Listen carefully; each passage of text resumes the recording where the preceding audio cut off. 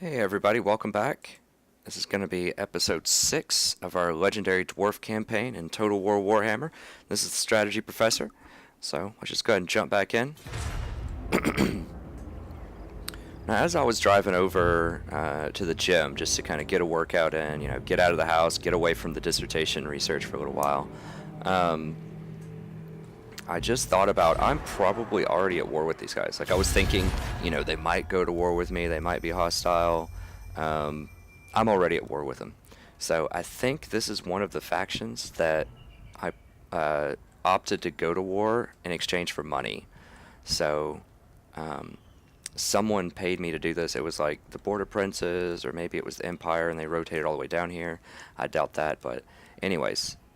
Some of those $300 go to war things that I was doing, well, this is one of them showing up at my door. So if you thought that, if you're still like, well, I don't know, I think it's still kind of exploitative to, buy war treaties or buy peace treaties from people, it does have repercussions. It's a strategic risk that you're taking, and this is the risk, coming to my door. Now, it's not a huge risk. It's a relatively small army. But, he's still going to cause some problems. I'm trying to bait him into taking this town here. He's a horde right now, so he doesn't have a town. It doesn't say that he's taking attrition. I thought that most towns, or most factions rather, would take attrition if they don't have any towns. But maybe the hordes don't. Maybe the orcs don't. Maybe they can actually go into horde mode without taking attrition. But either way, he doesn't have a town. So I'm just hoping that, he's tempted to take this town, like I said last time, so I can bait him into a fight. So that's why I went south and positioned myself here. But either way, this is a scenario I probably would not have had to deal with if I didn't buy that peace treaty. So it's not exploitative to do the wheeling and dealing with diplomacy. Like, it's there because there are very clear trade-offs. The strategy is designed very well with the diplomacy. So I just wanted to go ahead and point that out. Okay, so I'm trying to remember what all we were doing this turn. I know we moved down here. We've got the buildings under control here. We have the buildings under control here. I think we already did like a lot of diplomacy last time, I'm pretty sure. So I think we were just about ready to hit the end button. I think. Let me just forgive me if you're watching these straight and I did not hit the diplomacy. I didn't check the diplomacy. Oh, okay. So we have coordination target available. So this is what I was talking about. So if we click on this, we can click on where we want them to target. So let's say that we want them to target this army here that's creeping up on me on this border. I can just click that, and if they have an available army, they will actually send forces to try to go help take that out.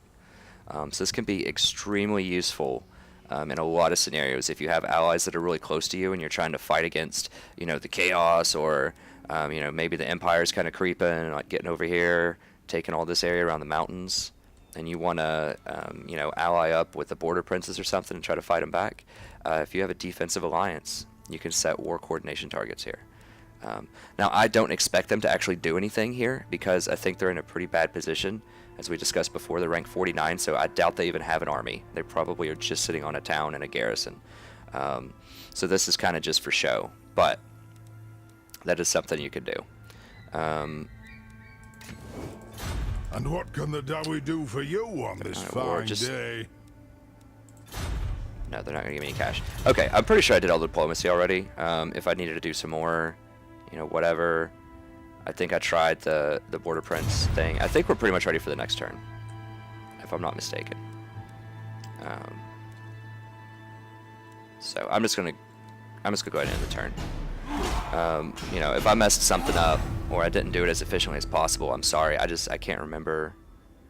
Okay, sweet. Look at that. So Border Princes are actually taking them out. So they helped us out there. Although, to be honest, I wouldn't mind getting into a fight. Give me a little bit of extra experience, maybe some items, but I'm certainly going to be okay with them saving me some money. My lord. Okay, cool. Of your conquest spreads far and wide. Your developing power is noted by even the most distant of kings and bestial This guy's like lords. so epic sounding about everything. It's great. But okay, so we actually met one of these little objectives that I didn't even realize was going on, or I totally forgot about. So we just took over 4 things. Now, I didn't talk about this bonus objective stuff, and a lot of times you're just not going to be able to get the bonus objectives, or you're going to have to go really far out of your way to get the bonus objectives to such an extent that it's just going to be inefficient. It's not going to be worth the money. But yeah, you'll get these little campaign objectives eventually, and it's usually just like capture so many cities and they give you bonus money. But I'll show you a little bit of that here in a second. But we got an extra 4,000 cash, so I hadn't taken that into my calculations before, so we had a little bit more money than I thought to bargain for that trade agreement. So we might go back and revisit that this turn briefly. Okay, so the Skull Takers, that was their last army, the Horde there, so they're out of there. Okay, so you also get these scenarios too. This is our first one of the sort of story choices here. Sometimes it'll be 2 good choices, sometimes it'll be 2 bad choices, sometimes it will you know, be mixed. A lot of them are mixed in different ways. So you can kind of choose what you need at a certain point, and there's going to be a trade-off. So with this one, we basically have a guy that's been a coward, and he should take the Slayer Oath and go into exile. So if you're a fan of, well, it's not quite like Game of Thrones going to the wall, but it's similar. Like, you just basically are outcasts of society and pledge your life to defend the realm, I think. I don't know a lot of the Warcraft lore. I'll have to read up on it because I'm very intrigued after this game. I've loved Warcraft for a long time, but I just haven't followed the lore, and I just don't think there have been a lot of high quality games in a long time. I might be mistaken about that, but I just remember playing Shadow of the Horned Rat back in, you know, like 1995 or something, and I know I'm dating myself a little bit there, but it was so much fun. So I'm just really glad they've come out with a good title for this franchise. But anyways, so what are our options? So we can take a -10 diplomatic penalty with Zufbar. That is really bad for us because we want to confederate with them immediately. And I'll show you why here in a second. But sometimes if you get a diplomatic penalty with some, you know, some other faction, it's kind of, you know, whatever. I don't really need to deal with them for the next, you know, 20 turns. That's fine. This is one of those things where this diplomacy actually matters quite a bit. Shameful display. So don't let him take the Slayer Oath, and I'm going to get -3 public order in every province. Well, that's actually quite intriguing, because if we look right here, it happens to start the turn with this little tab of my main city right here, Karazakarak, and so I can see what the public order is. Usually when you have to make these decisions, you have to do it in the abstract, so you can't click around, you can't click your towns, you can't add things up and calculate like I like to do with a lot of my decisions. You just have to make it on the fly. But because it's starting with this town card up here of the main town, I can see that if I get this -3 public order, I'm definitely getting a rebellion next turn instead of 2 turns. And so what that means is right now I only have, I believe, just the general with 3 units in it. And that next turn, that means I'm only going to be able to get 3 more units. So I'm going to have 7 units, and I'm going to get a rebellion that's guaranteed to be 8 units. And I cannot race that rebellion with recruiting, because they're going to get 6 more units every turn. So, you know, they can go to 14 the turn after that, and then I could only go to 10. And then they're going to go to 20, and I can only go to 13. So you're really digging yourself in a hole if you don't deal with those rebellions right away. Like, you have to do it immediately. So what that means is I'm going to have to fight a 7-on-8 battle with this brand new general here, who I think suffers leadership penalties naturally because he had some bad trait, if I'm recalling that correctly. So this is actually a very very complex proposition, because I definitely want to confederate with Zufbar, and I think Zufbar will confederate with me soon, I hope, because they're surrounded by greenskins and vampires, and they're probably in a really crappy situation, and they want me to bail them out of that if I confederate with them. Because, well, I'll show you the map while I want Zufbar here in a second, but this is really challenging.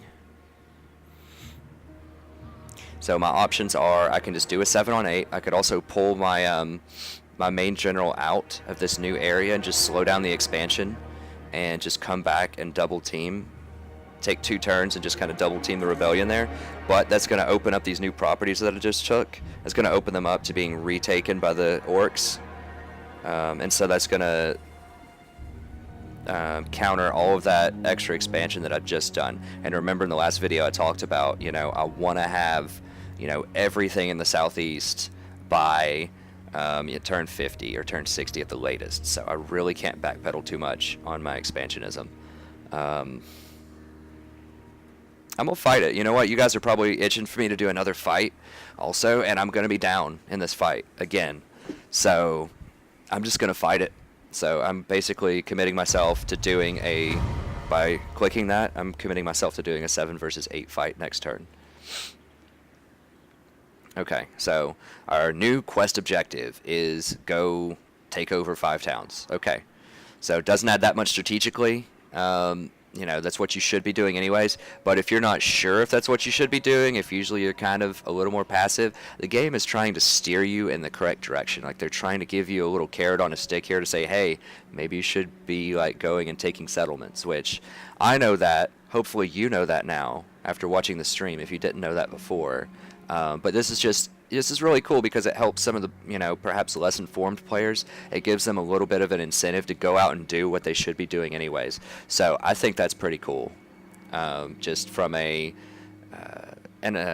accessibility perspective. Okay, so we lost our war coordination target because they died. So that's actually good news, even though it's in red. That was remember we said we were going to target the skull takers here with, we're going to tag team them with our purple dwarves here. The border princes took them out. So that also shows some solidarity that they're trying to help me out, at least incidentally, a little bit, because they just stepped in and killed those people for me. So once again, that's indicative of they're probably not going to backstab me. Who is this foreign trespasser? Oh, it's just this guy, I think, which is fine. You know, we technically don't have a military access pact. Let me see, does that actually hurt my diplomacy with them if they step on my property? It does not. So if I step on their property, it will hurt my diplomacy with them. But if they step on my property, it does not hurt my diplomacy with them. So that's good to keep in mind. Okay, let's go ahead and begin the turn, you know, just after recapping. Well, look at these wars here. So we've got a Verland declared war on the people that were just wiped out, and the border princes did.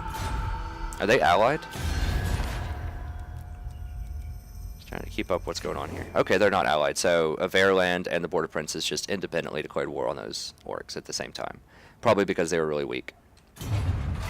Okay, so quest-wise, so we just finished that quest. I hadn't really broken that down for you guys yet, so let me go ahead and, I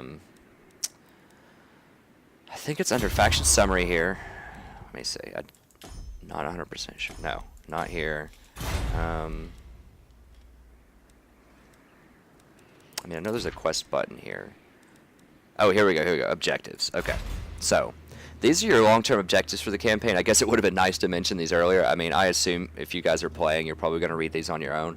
But pretty much I'm supposed to take all of these territories, and some of these are very obscure. So, let me see. You can click on them. It'll show you where it is.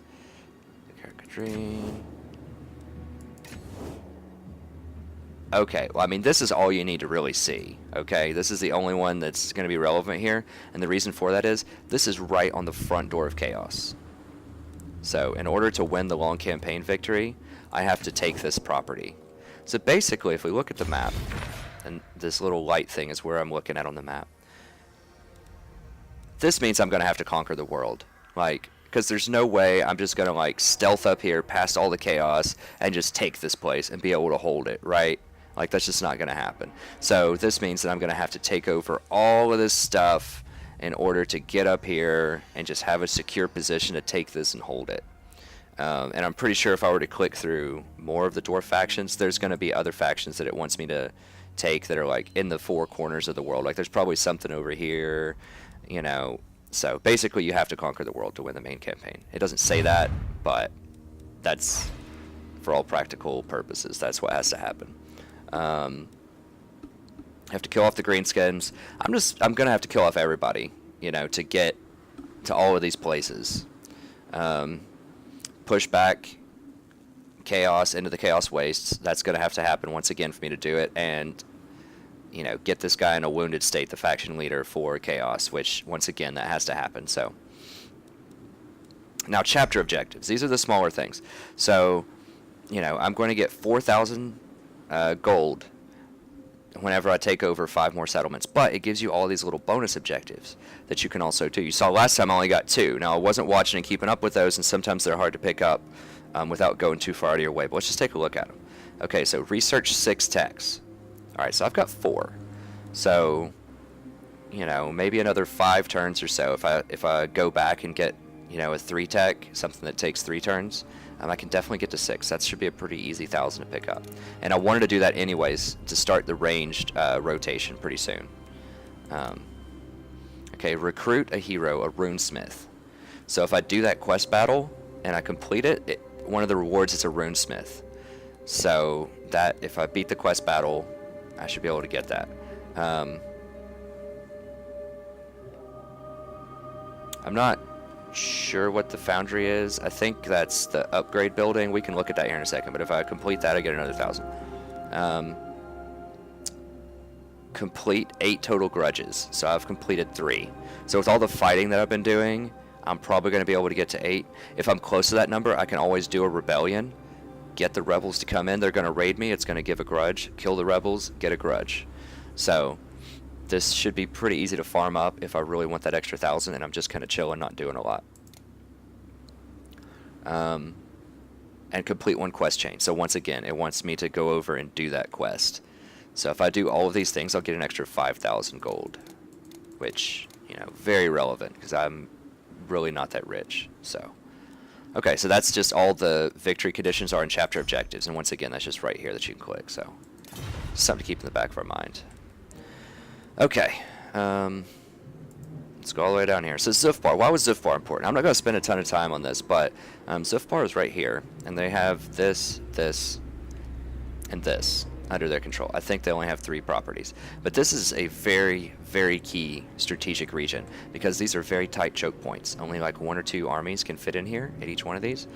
So this is a great place to try to hold the chaos. So I said they would be most likely to funnel down through here, and this is where I absolutely want to hold, but this is another great place to kind of fend them off. If they decide to try to be tricky and for some reason they want to try to sneak around, this is a great place to hold. This is also right on the border with the undead, so undead is primarily right here. So if I take these positions, I can also hold against the undead, so they don't start infesting these mountains also. So it's just a really solid position. And then if I really need to, I can fight the undead if I want to try that. I'm not sure if that's a good idea, and we can talk about that more later when it becomes more relevant, but that's an option that opens up, and I can start jumping around and taking Carrot Kadreen, because we need that to get the Ungram, so that Mohawk Slayer dwarf guy who looked really cool and is a great fighter. The other legendary lord, I have to take this property right here. So it's very close to Zufbar, so I could easily just kind of jump over and initiate some offensives there if I have to. So it's just a really good strategic position, and it's on the way anyways because I need to clean out these greenskins. So ideally, if I can confederate with Zufbar, I should be able to take all of these mountains, but that's probably at least 10 or 15 turns away. But that is why I didn't want to piss off Zufbar, is because I want to confederate with him. Okay, Barrackvar. Let's just do some diplomacy real quick. Okay, look at this. It's yellow confederation now. So we were friends with them last turn, military alliance. Like I said, they're having a hard time. They probably don't have an army. Let me take a look here. So we actually have vision of them now a little bit because we have a defensive alliance with them. So they have a 5-stack army, and they only have a harbor and a level 2 barracks. So they really don't have a lot of development. They've only got 1, 2, 3, 4, 5, 6, 7, 8 garrison. So if a couple of 20 stacks of dwarf, I don't know if this faction can muster that much, but you know, they're in a pretty fragile position. And look at this, all their property is taken by other factions that they really can't fight. Like, they can't fight me, they can't really fight the border princes, they can't fight these orcs, so they're just stuck right here with this one thing. So they're in a pretty awful position strategically, and so they're really warming up to the idea of confederating with me. So From another hold arrive. my decision then, if you remember I was talking about the orcs, what happens if you confederate, I'm going to get a negative diplomatic modifier if I do that. So once again, that's bad because I want to be friends with Zufbar, but I also want this port. So this is a, you have to make a strategic trade-off here, and that that diplomacy penalty will wear off over time. Like the dwarfs will get over it, I hope. So I don't think they'll put that in the Book of Grudges. But the other thing is it's going to give me -8 public order everywhere. So that's going to expedite when I'm going to get a rebellion here. But it won't really matter here because I'm going to get a rebellion next turn anyways. So it will mean that I'm going to get a series of rapid fire rebellions. So every 2 or 3 turns, because it's only going to reset down to -80 if I beat back the rebellion. That means I'm going to, have to fight a rebellion every other turn, and my troops are just going to keep getting more and more hurt every single turn. And so that's a big problem. I might actually have to rotate these guys back if I choose to go down that path and just open myself up to a counterattack. I really don't want to do that, but we'll just have to see. But let me see if Zufbar. So that's actually deteriorating, which is, why is it deteriorating? Like I have a non-aggression treaty with him. The great power modifier and release troops are bloody spears. They're still kind of salty about that.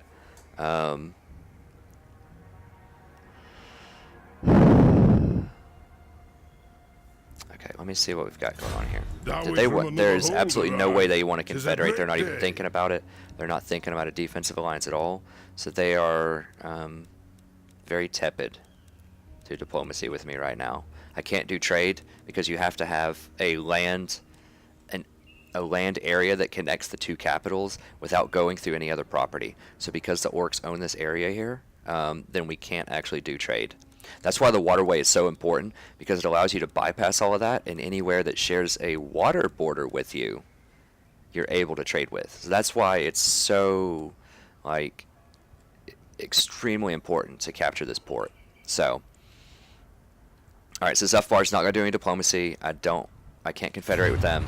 Another drawback to confederation is after you confederate with someone, I don't believe you can confederate again with any other faction for 8 turns. So while you're under those diplomatic penalties and while you're under that public order penalty, you're not able to confederate anymore. So you can't just rapid fire confederate with 3 or 4 different factions at the same time. So you really have to choose your confederations carefully and strategically, which once again, awesome system. This is just an amazing game, and this is one more reason why. Because you get these kind of difficult strategic choices. So I think I'm going to do it. I'm going to confederate with him if I can. Just because I really want that port. Honor to your Even though it's going to cause some chaos and, upset Zufbar, I've just got to do it because I really want that strategic position. Okay, so join confederation. It's moderate. So if it's moderate, that means they might actually pay me to confederate. So, and they have moderate cash, so they just might pay. Let me see. Okay, moderate. So the tables have turned now. They're getting more and more desperate. They're realizing the situation's looking bleak. Okay, so 1,000 not happening. Let's try 750. Remember, we want money anytime we can get it. Okay, they want a military alliance. So they just want to step up our alliance again.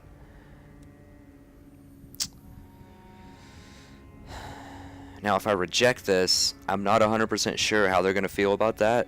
If they will still let me offer a lower confederation rate. But if I take this military alliance, then that's going to give me even more diplomatic favor, which means they're going to be even more likely to confederate with me, I think. That's kind of the logical chain I'm going down here. So I could take this now, put it off for a turn, and then they might even offer me more money next turn for the military alliance.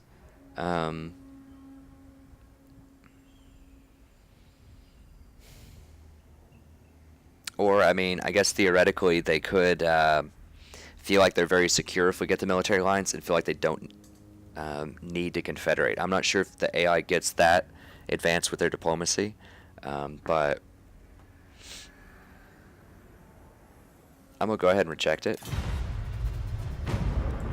Okay, so that didn't affect us diplomatically at all. So that I think that offer's still on the table if we want to take that this turn. I just want to explore it. Just go ahead and get the Confederation. Just get the port going. Try to start wheeling and dealing. I just want to go ahead and lock this up. Plus, it has a level 2 barracks in it, which means I could equip quarrelers immediately with these dwarfs, which is desperately needed. I think I still only have a couple of ranged units there, so that's just an even greater incentive to go ahead and try to get this property now. Even though I may not be able to make as much money off of the venture, if I can even make any money off of it. I just think the strategic importance is, you know, I want to get this done now. So let's see.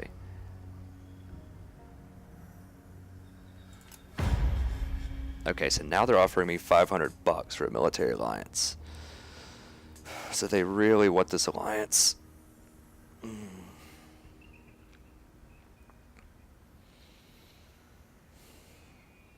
The fact that this is the second time I've offered to confederate for money and less money leads me to believe that they're not going to do it this turn, I think. Because I feel like if I was getting close to the number, like if they would do it for free, if they would confederate with no money, then that would be their counteroffer. They would just say, we'll confederate for no money. But I think because they've offered this twice and now they're offering me gold for this, I mean, it shows desperation, but we already know that. I think that this means that they're not going to confederate under any circumstances. I mean, I might be able to pay them to confederate this turn, which is thought-provoking. Plus, the sooner I confederate, actually, I mean, that's even sooner that I'm going to be able to try to confederate with other dwarfs. So if I want to try to confederate with Zufbar in 8 turns, like maybe they're just getting destroyed by these goblins or undead or something, they're really desperate and they want to confederate, this is 1 turn sooner that I would be able to confederate, because it's going to start that 8-turn cooldown on confederation the sooner that I do it. Also, there's dwarfs down here that are usually under duress from these orcs that I can sometimes confederate with. At least in the other campaign I was able to do that. So I think this will still be on the table, I hope. So I'm going to turn it down. I think that's still on the table. So I want to go ahead and explore this a little bit more. Let's go for 300 here. Okay, so they don't want to do it. And finally, let's just try it for free. Okay, so yeah, they don't want to do it for free. Now, what if I give them money? Because, you know, the faster I get this, the faster I can start trading with other factions and start earning money off of this. So, payments. So I pay them.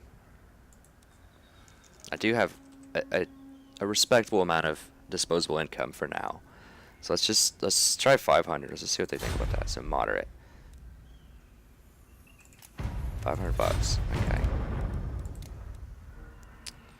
Okay, what's a high number? So let's figure out the upper end here, just so that we can see if this is even possible. All right. So we don't just. Okay, so that's still only moderate at 14,000, so we're not in high range, which means that I don't think they're going to do it.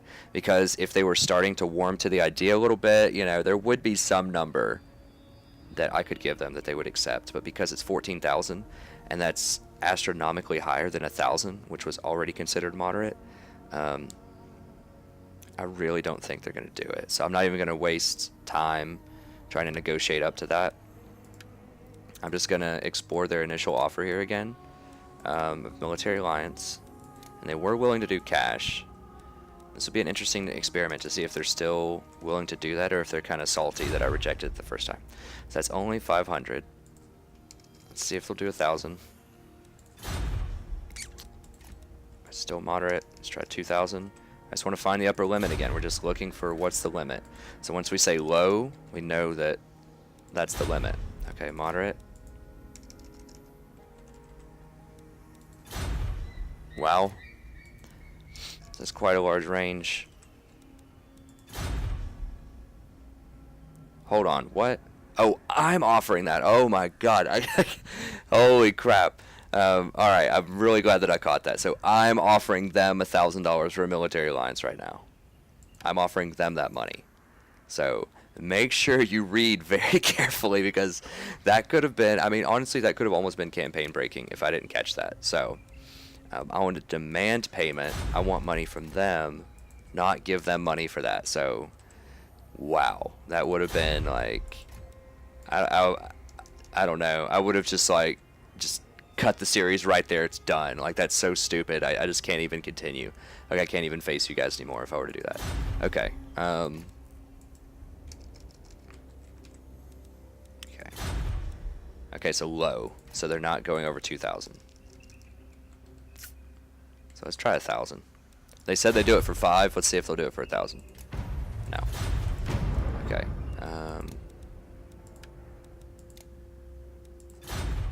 See if they'll do it for 750. Okay, so we got an extra 250 bucks out of that.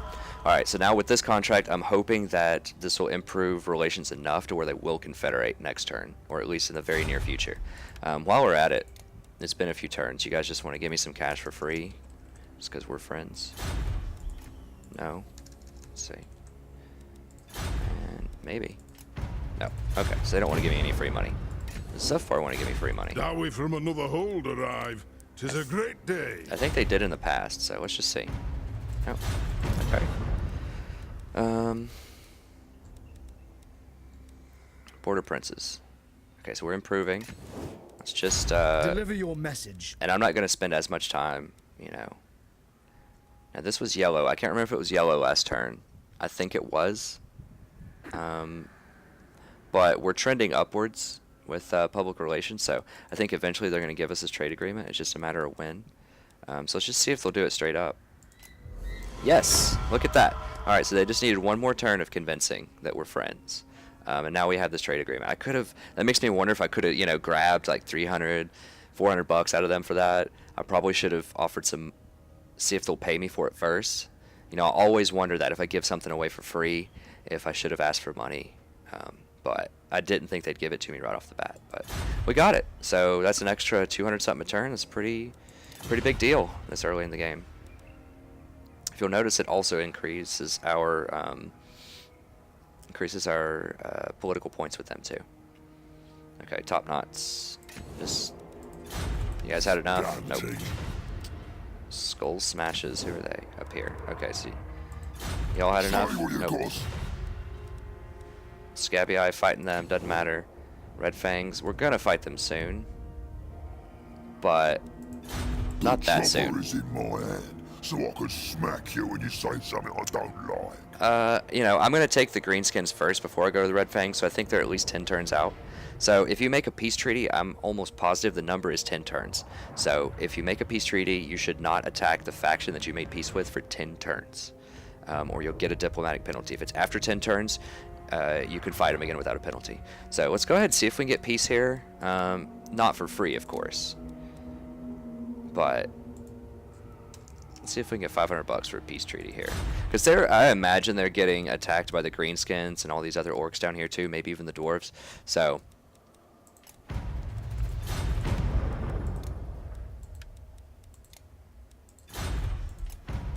okay, not interested.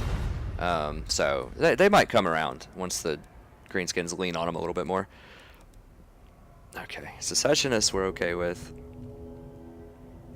These guys at war with anyone new? No. Are these guys at war? So I am technically not at war with these guys. I'm kind of friendly, and they're at war with a lot of people up here. A lot of people do not like them. So, you know the drill. Let's see. I hope we can strike some petty grievances from that book you hold so dear. We could do non-aggression. I mean, that could help us, but I think primarily I just want to neck snappers. Those sound like orcs, so I don't mind if I go to war with them. Let's see. Oh, let's check 500. Let's check 300. 300 doesn't work. We'll just go ahead and move on because I don't think that they're going to give me any money if 300 doesn't work. So let's just see here. Okay, so not working. But they do have a lot of wars going on with people that I would be willing to go to war with. So, well, neck snappers probably don't want to go to war with Marienburg or Steerland or Carrick Ziflin, because those are dwarves and humans, and I could potentially get trade agreements or other things with them down the line. So they really just have this one faction that I would go to war with for money. So, and I don't want to do a non-aggression with them because I think that could upset the Empire, and they're a much better long-term investment in terms of political capital. So, okay, so I think that's going to be it in terms of yeah. In terms of diplomacy, that's it for the turn. I know diplomacy is not the sexiest thing, but, you know, I have a feeling that that might be an area that a lot of viewers just really don't understand, like how that functions, what you can do, what the limits are, what's even possible, and it can play such a major role in the game, especially on Legendary, because once again, you have to get every advantage that you can. So if you never do diplomacy, at least as the dwarves, if you never do diplomacy on Legendary, you're really hamstringing your probability of winning the game, because you are giving up lots of advantages and you just can't do that, because as we've seen, the AI already gets a ton of advantages on their own. So, alright, okay, decision time. So The axe thirsts for war. 100% making more of these guys, so I want one of these to kind of just tie up their lord and fight them because they have good armor piercing, and then I'm just going to go for 2 more of those guys. So it's going to be 7 army, going to get a rebellion next turn. I don't think there's anything I can do to stop it. Even if I change commandments to this thing that gives me public order +2, that doesn't actually take effect until next turn, and the public order checks at the very end of your turn. So that's very important to realize if you never realized that, is that public order checks at the end of your turn, and commandments or moving items around don't check until the next turn. So you can't save yourself, I don't believe. Correct me in the comments if I'm wrong, but I know that it was this way in Attila, that, and I think it's this way here, that you can't save yourself by moving items around on the same turn if you need a public order boost. And the same is true of these commandments. You can't just change your commandment on the same turn and save yourself from lower public order. You would have to do that in advance. So you have to be thinking ahead to do things like that. So I could have done this last turn if I had foreseen all of these different moves. I could have bought myself one more turn. I would have lost 15 growth for it, but that probably would have been the correct play, actually, would be to have lowered this. But I didn't know I was going to get that decision, right? So that's what's really cool. Another cool aspect of the game is I couldn't plan ahead for it because I got that -3 public order from that decision I had to make about the exile and Zufbar. So I thought I was going to have 2 more turns where I would have had 10 units to fight the 8 rebellion, and that would have been fine. But now I've got 7 because of that decision I had to make about Zufbar. So, you know, I would not have done this. I would have lost growth. It would have been a dumb move, knowing, or a suboptimal move, I should say, given the information that I knew. So it's interesting to think about. Okay. As the old sort of cliche goes, hindsight's 20/20, but there's just no way I would have even had any sight at all about that. Okay, so I definitely want to upgrade this. 13 turns pays off. It's worth it. And this is going to be growth. I'm not concerned about public order right now. I've seen some other streamers get like public order in their very first town. Why?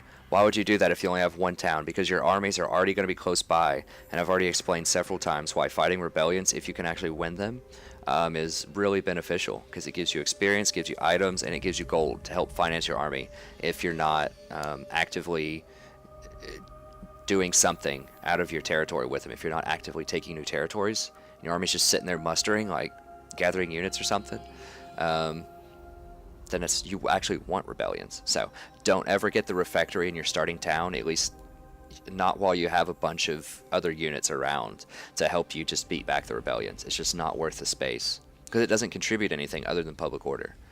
Like, it's not giving you money, it's not giving you growth, and those are really the 2 things that you need early on. So no refectory, but we do have a barley field.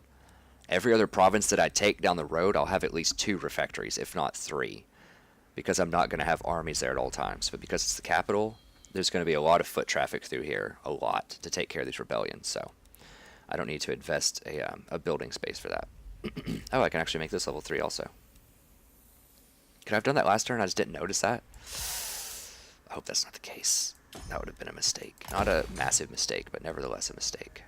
I may have rushed last turn a little bit. I know that sounds impossible with the pace that I go at on these turns sometimes. Like, how is it possible to rush it? You take an hour, you know, for like a turn or two. But it can definitely be possible. On Legendary. Okay. I think... Okay, so he's building, so my decision now, the last decision of the turn, I believe, is just what do I do with this guy? So I have a couple options.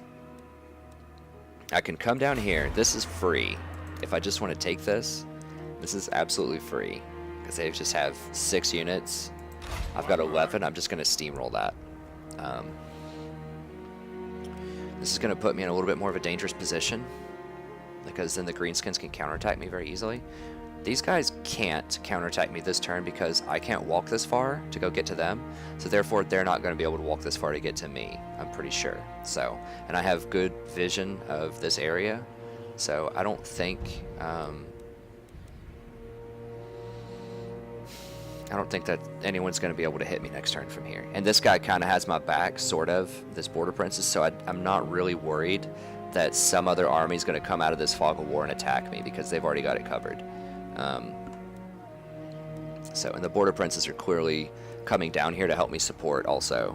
So if other greenskins show up, you know, they can do something.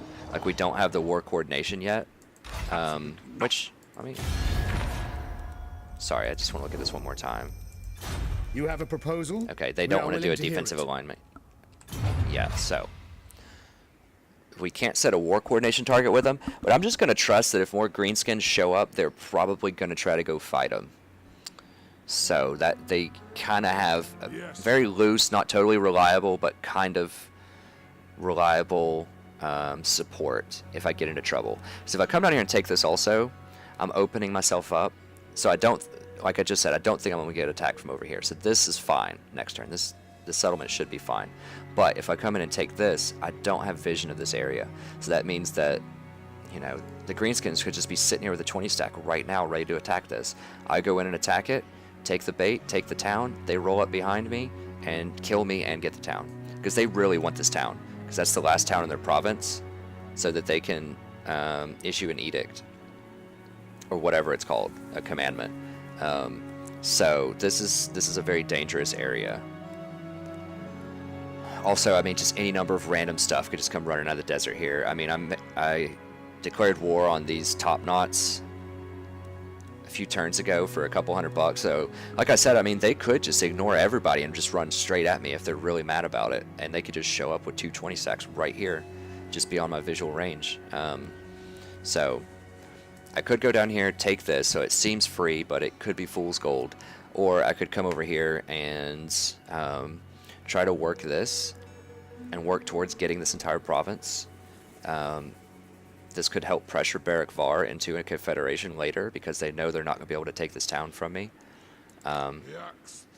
Their army is too weak to contest it, I think. And this would actually be pretty bad if they took this because that might give them the confidence to not have to confederate with me if they're able to take a town back. They might say, well, we're not in as dire straits as we thought we were, so we're not going to confederate with you. So that's a risk as well. Or, if I'm really scared, I can run up here and double team this rebellion. So there'd be, you know, 18 units to fight this rebellion.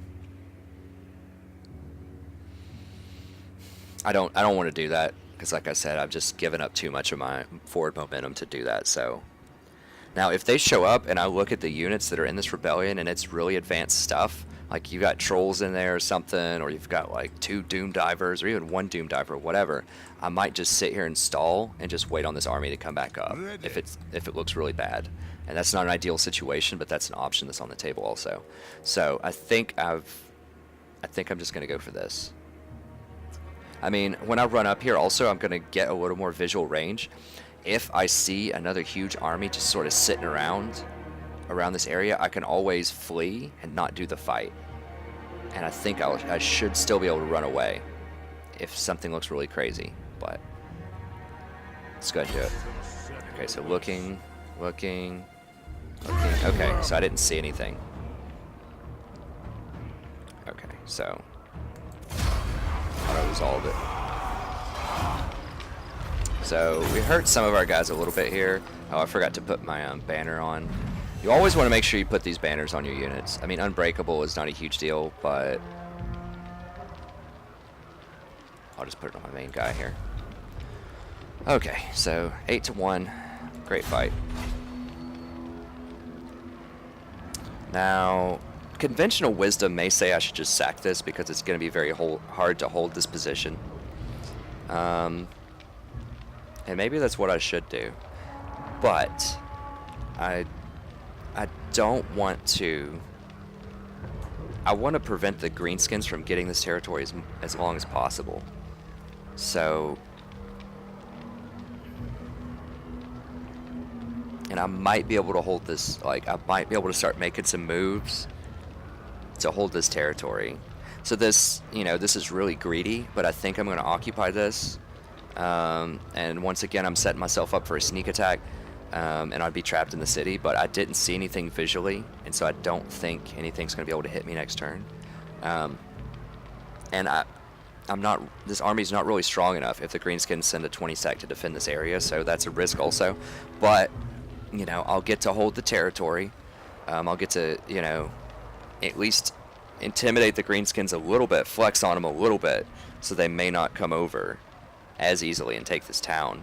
And I can also rotate up here and gain access to this area.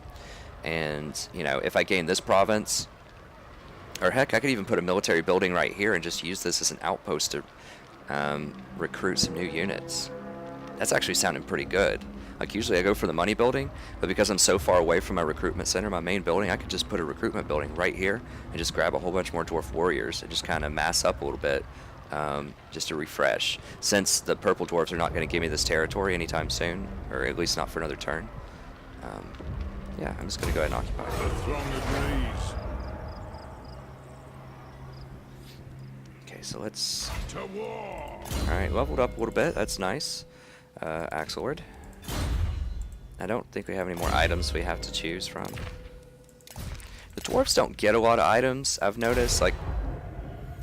no, that's fine. When I was playing the greenskins, they get a lot of magical items, like everybody's decked out. All your generals, all your little agent guys, everybody's decked out with items from like head to toe. But the dwarves just don't get as many items, so that's one disadvantage to the dwarves. Okay, let's see what we're working with here. Okay, so we did get Vision of Blackcrag here. Now this is their capital for the greenskins, so it's very, very hard to take early on. So they have 14 units, some of which are Black Orcs, which are like their top tier infantry, and Biggins, which are kind of their next in line. So they have quite a few tough units. And of course it has walls and archer towers and all kinds of stuff. I almost always try to resolve sieges automatically. I don't like to manual fight sieges. But, I mean, I know Total War, Legend of Total War, likes to manual resolve sieges, and he has kind of this very, I guess it's not technically exploitative, but he has a very sort of unique style about how he does it. I don't know. I've heard his argument about why it doesn't seem like it's gamey or unethical or whatever. It's not, you know, abusing mechanics in the game. But I still think it's borderline. It's borderline on the sketchiness. And if I have to do a siege, I might do it. You know, I might just do those tactics because you kind of have to on Legendary. But whenever possible, I'm just going to auto-resolve it, so I'm not really faced with that moral dilemma. And I can just try to keep it to a clean game as much as possible. So it requires me to, you know, be out of position a little bit sometimes in order to get two armies to a place so I can auto-resolve it. But it just helps my conscience a little bit to be able to do it that way. So I try to not be exploitative whenever I can be and still, you know, run a competitive game. It actually had it. Look at that. It already has the sparring chambers set up here for me. So that was awesome. So now I can actually just recruit this same turn. That is awesome. Okay, so we're going to do two of these and one of these because I need a little more armor pin. It'd be nice. So that was fantastic. So now I get to recruit also. Okay, these are all good. The growth is abysmal. These are all going. I don't want to upgrade this yet. Let me see. So we haven't looked at trade yet. This is always important to consider. So I'm getting 237 for the border princes and 128. I do have sea trade somehow with the border princes. I don't own any ports. I don't get that, but whatever. So I have diamonds right now. But if you look right here, I'm only exporting 37% of my diamonds. So that means I might have 29 sacks of diamonds. But, you know, I'm only sending away about a third of those. So that's very, very important to keep in mind when you're thinking about the value of trade resources. Like, should I develop a trade building very highly? Or, you know, should I really risk to contest this territory to grab something valuable like these gemstones? And the answer to that is, on Legendary, usually not. And the reason for that is you're not going to be able to export everything. So this means that I could have 1,000 sacks of diamonds, and I'm never going to make any more money with my current trade deals because the market's already saturated. I'm already only exporting 37%, so any extra diamonds that I get are going to have zero value. Like, the only way they're going to have more value is if I either make more trading partners or if these factions start importing more diamonds or gemstones. And I'm not exactly sure how that mechanic works. I believe it has something to do with how much money the faction has. So if it's a rich faction, then they will buy more of your stuff. But if it's a relatively poor faction, then they'll buy less of your stuff. So this could explain why I'm exporting the exact same thing to both places. And the border princes are buying 8 sacks of diamonds, and Barrack Var is only buying 3 sacks of diamonds, because Barrack Var is much more impoverished than the border princes. They only just have that one province. So I think that's how the mechanic works. If you make trade deals with rich places, they're willing to buy more of your stuff, which, you know, makes sense from a lore perspective also. So anyways, this is how trade works. And you can see how much each thing is worth. Like those furs that are also in this province are 14. I guessed 15 last episode. That was close. Dwarven beer is 18. I mean, you can just roll through and see what's more valuable. But in general, what does this mean? How does this translate into your play? It means that you should not upgrade past the tier 1 resource node unless you have a lot of trade partners that have a lot of money, because, you know, you're just not going to be able to sell it. So unless your tier 1 node is saturated, that means you're selling everything that you get off the tier 1 node. So if I'm selling 28 sacks of gemstones here, then I can consider moving up to tier 2. So because I'm not selling that, I'm not going to move to tier 2. And eventually I might just get rid of these diamonds. When I acquire more diamonds from the southeast and I'm still not saturated, the market's not going to be saturated probably, then I might just get rid of this altogether just to open up space for more highly advanced buildings if my economy is looking good. So keep in mind, yes, I do get an extra 150 a turn. If you'll notice, I go from 300 to 450, but the price for that is 2,000, and we talked about that before. That's at least 13, 14 turns to make that worth its time. So it might be worth it. I mean, I am willing to do these tinker shops that are 13 for a payoff. How much money do I have? I don't think I have enough disposable income right now, because I'm gonna have to start developing all these places, and that's gonna cost money. Also, as I'm expanding, I'm going to need a 3rd army pretty soon, most likely, so that's also going to cost a lot of money. So, you know, yeah, it would pay for itself in, whatever, 13 to 15 turns, but it also costs 2,000 gold up front that I just don't think I'm going to have as disposable income pretty soon, so I'm going to pass on that for now. Looked at this, look at that, bought this, recruiting here. Techs are good. I'm just doing a little final check here before the end of the turn. Did all the diplomacy. Okay, I think we're good. Alright, so there's that rebellion. Alright, border princes are running. I don't know where they're going, honestly. They're going way too far from home, though. Like, they're opening themselves up to a counterattack. Maybe they feel pretty safe with the people next to them.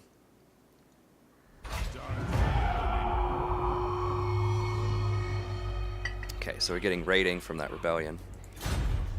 It gives us a $500 grudge for that rebellion. Lowering public order from the rating.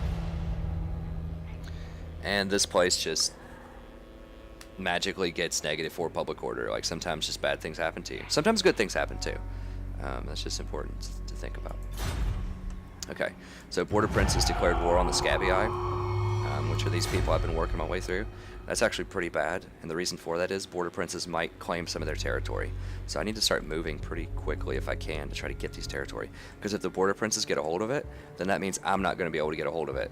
Which means that, you know, like if the Border Princes take this, then I'm not going to be able to complete this province pretty much ever unless I go to war with the Border Princes. And we've already talked about why that's a bad idea. I just got a trade agreement with them, and I've got to deal with these other orcs. So I need to take these towns before the Border Princes do, because I'm not going to be able to get them otherwise.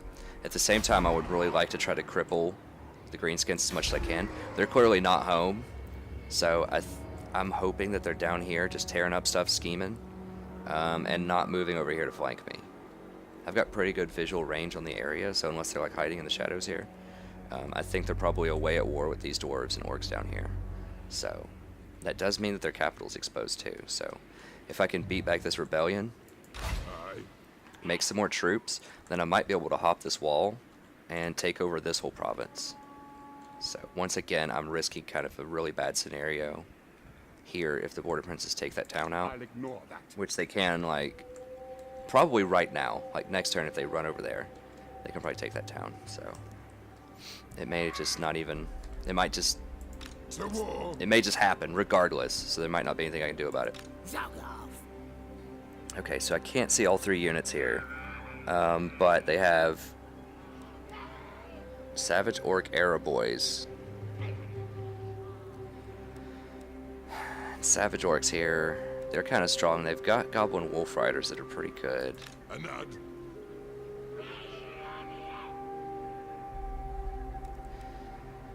How long until I get my...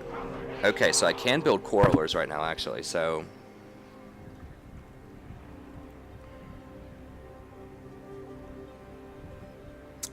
So what I'm thinking here is I don't have any ranged at all, so I really have no no way to outplay the computer, hardly at all. It's just we're just gonna run up and just fight in a line, and that's pretty much gonna be it. And I think 7 on 8 they're just gonna overpower me, because these orcs, Savage Orcs, are really good early on, because they have really high weapon strength. They have 35 that they're doing on a hit, with pretty decent piercing too, like 9. So they're going to be knocking through my armor a lot more than Orc Boys are. Yes, they have less defense, and they have no armor, but they also have 32 melee attack, and then they get this Frenzy, which gives them an extra 8. So they have 40 melee attack. So they have 40 melee attack, 20% damage resistance because they have no armor. So that's like armor light.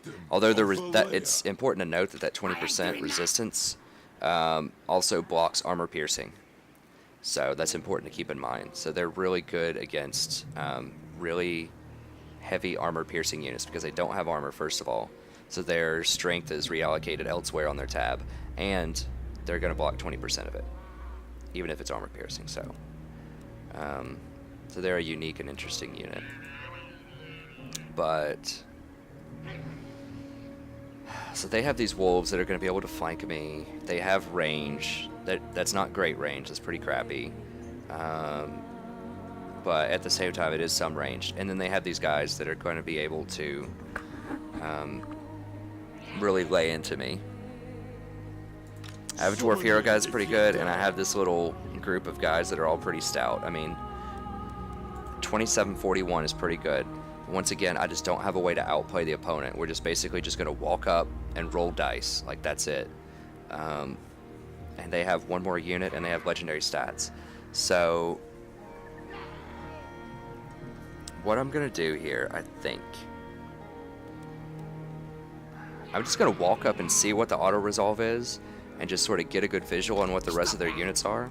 I know one of them's going to be this goblin dude. But like I said, the other one could be like trolls or something. I doubt it, but it could be. And then I can always run away if I don't like it.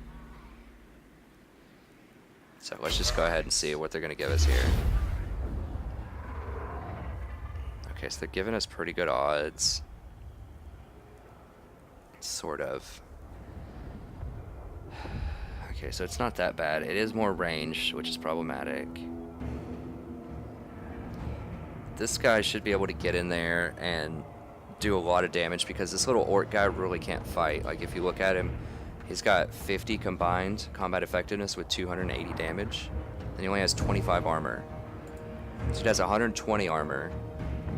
He has 105 combat effectiveness and 420 weapon strength. So even with all the legendary bonuses they get, I should just obliterate this guy in combat. He does have sneaky stabbing, which I've mentioned before, which basically gives his unit, you know, a huge boost to melee attack. So when he throws that on the savage orcs, I mean, they're gonna be pretty close to an 80% chance to hit every single time, and they have pretty high armor piercing. So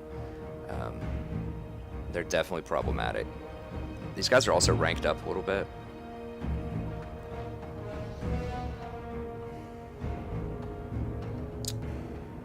These guys don't do a ton of missile damage. I don't think they have a lot of piercing. You see, but they can, you know, maneuver to shoot me in the back, and there's no way I can run them down. These guys are going to definitely flank me in the back. There's no way I can run them down. Goblins are pretty crappy, so we've got that going for us. Orc arrow boys are pretty crappy. Also, if they shoot at us because we're all melee, they're actually going to be shooting into the backs of their own units, and we have more armor than they do. So these savage orcs here have no armor. So if they're getting hit by friendly fire from their own units, then that's going to deal a lot more damage to them than it's going to deal to me. So if they're trying to shoot me and they hit their own guys in the back, and they hit some of my guys too, I'm fine with that trade. That's actually almost like I have ranged, even though I don't have ranged, if they attack me like that. I don't think they're going to be smart enough to walk around and shoot me from the back. I haven't ever seen the computer do that. They might, but they might do it with the wolves for sure, but I don't know if they're going to try with these guys to do that. They might.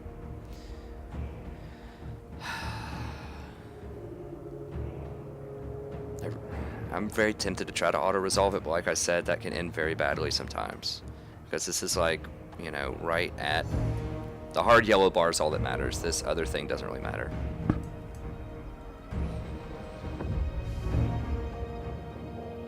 I think I'm just going to do it. I'm just going to pull the trigger. So you guys want another hard fight? Here you go. No ranged. So this could be a foolish maneuver. But like I said, I can't really not fight this in some way because they're going to have 14 units next time. And yes, I can get 3 ranged units, quarrelers, and that will help my composition. Like, it might make it twice as effective. But at the same time, they're just going to have a raw, you know, way more units than me. They're going to have a raw 14 units versus 10. So, how do we want to run this? So we know they're here. I think get up on this hill. As I've mentioned before, I don't know the exact stats, but I know that the hills provide at least a nominal bonuses. So I think the strategy here is, yes, I don't have any ranged, but I can kind of choose who's going to line up where, and I might be able to get some flanks in. So I definitely want to flank with the miners, I think, because they're not as good in just straight up combat, but if they're hitting from behind, they have really high armor piercing, so that could be a technique to consider. But if I flank around, then that's going to expose their back to the archers probably, and that means they're going to be shooting my guys in the back. So that's obviously not a place where I want to be. I think I want to try to just hunt down their guy with my guy and just 1v1 him if I can get him, if I'm not going to get kited too hard. But I also need him in there, like, fighting the savage orcs. He can flank and be okay, because they can shoot at him all they want with those arrows, because he has so much armor. I actually want them to shoot at him, if I can get that, because they're just not going to do any damage to him. They don't have any armor piercing. Okay, so I think the game plan is just form up on this hill. Form up on this hill, and then let's see if we can flank with the miners. I mean, I could also just send one unit just running after the archers. They're never going to catch them, but they're going to make them keep running. So if I want to do that, I could. But I think that my unit of infantry is going to be much more valuable than their unit of archers. Because my infantry should beat theirs in a clean fight. The problem is, we all know it's not a clean fight. Muster the throng! Okay, so let's see if we can go ahead and get this area here. Move! Can't shoot! Range far! Range fast! Okay, so the archers are... They're on this side. Oh, are they gonna make me come to them? The ancestor gods! Now, what is this? Okay, I lose if time runs out, so that's important to keep in mind. So if there's ever like a weird stalemate thing going on, Warriors! It is I'm gonna have to be the one to break it, upon those because all the emphasis is on me. I don't know why I'm the one that loses. I think it's because I'm the one that initiated the fight. But Charge! Miners! Charge! okay, so they're just gonna hang out. All right, so I've got some time to think about this. And if they're just gonna hang out right there, that means they might just hang out like indefinitely. So if I could draw them into the woods, that'd be good against the wolves. Like if I just kind of really take my time and run around here. Obviously, I'd fast forward if I choose to do that. But I'm not gonna hit the wolves. These are considered large, I'm pretty sure, because they're cavalry. Even though they're kind of small, I'm pretty sure they're considered large because they're cavalry. So I can't click on their unit card. But okay, so I think just fighting them is probably the best form of action. They're not, this isn't really that big of a hill, and they're not really hanging out at the very top of it, so they're gonna let me fight them on flat grounds. These are just kind of the savage orcs. You've never seen them. They're pretty cool. I like them in the Greenskin campaign. So alright, so all their archers are over here, so that means I definitely want the miners on this side so they're not getting as much fire from the archers. If these guys want to fire at me on my right side, if you'll notice my shields, I believe, are on my right side. And that actually matters. No, they're on the left. Oh. Because if they fire into your shield side, I'm pretty sure it's beneficial. But I don't know. Okay, so let's just go ahead and start posturing over here. Since they're not going to play my game. And I can't force them to play my game. Because I don't have any ranged. This is a stupid armored composition, first of all. It's just I couldn't build the crossbowman. Like, the building wasn't ready yet. It just finished this turn. So that's why I'm forced into this really weird sort of wet noodle fight that we're going to get here. Whoa, whoa, whoa. They're actually shooting at me. Okay, were they...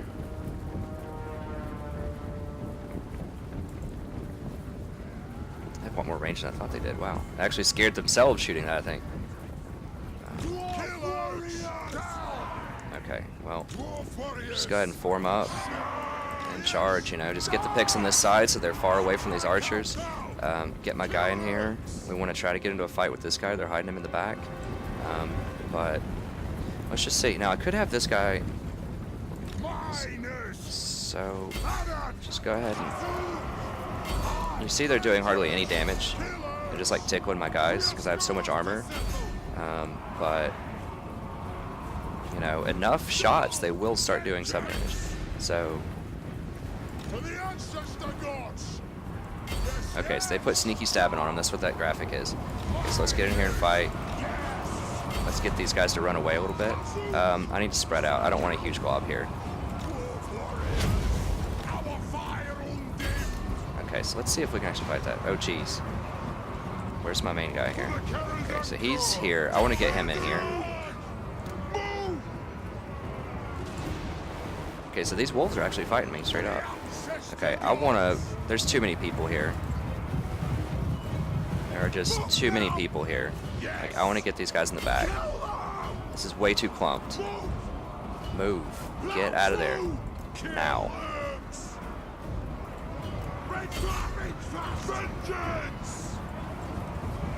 So I'm kind of just stuck here. I mean, this is bad. Like, this is not good.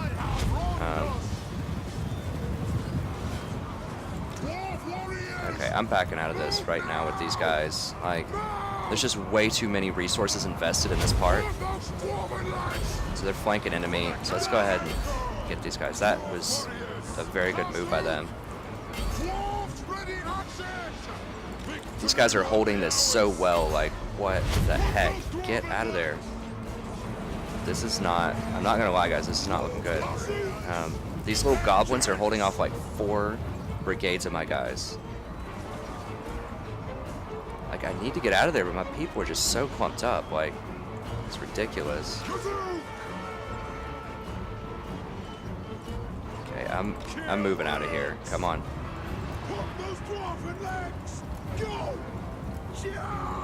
Oh, they actually want to go, huh? Wow, okay, they want to charge into melee with their ranged. I love how these orc goblins basically rallied with like 30 units. Like, you'll see in my greenskin campaign, if you decide to watch that, there is absolutely no way that is going to happen.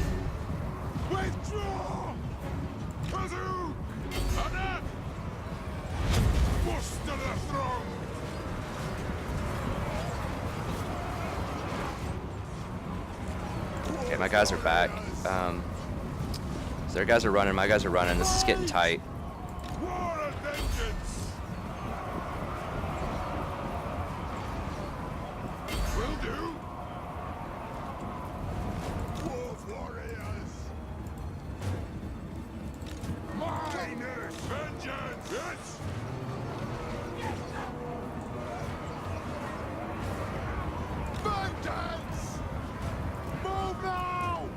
So I'm gonna run up here and try to flank these guys in the back. Like, let's get a proper flank here.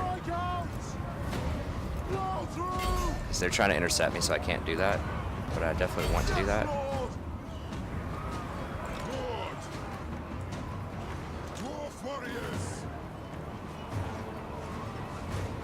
So I can just break these guys.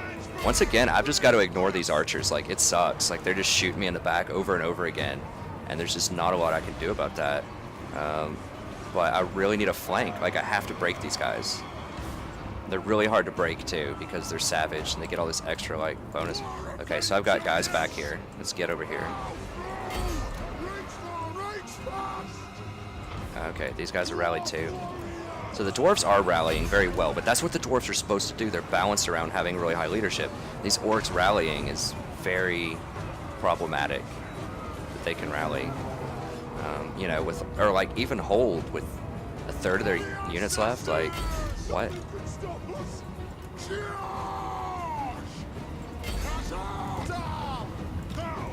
Okay, I want to fight their main guy here. Just see if I can run these down. So these guys are all running. Okay, try to run after these wolf things. I don't know if you're gonna get it, but okay, so let's just keep running.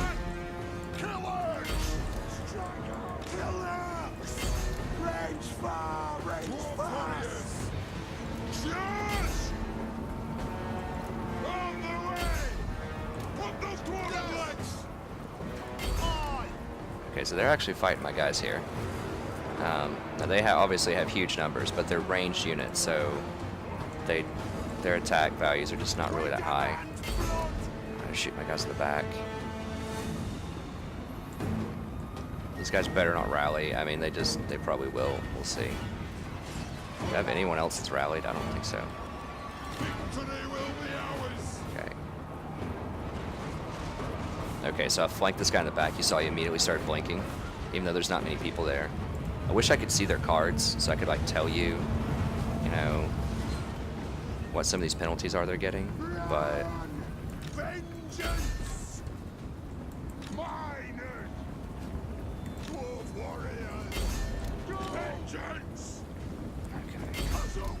so was able to run them down. As more of their units start running too, like just the overall army starts running, I believe that hurts their morale quite a lot. So I want this dude dead for sure. Okay, so they magically rallied, even though their general's running, you know, their whole rest of their army's running, and they've taken a lot of casualties. Like, rally up, no problem. Like, you'll see in my campaign, like I said, like, my goblins will be running with like 2/3 of their units still left.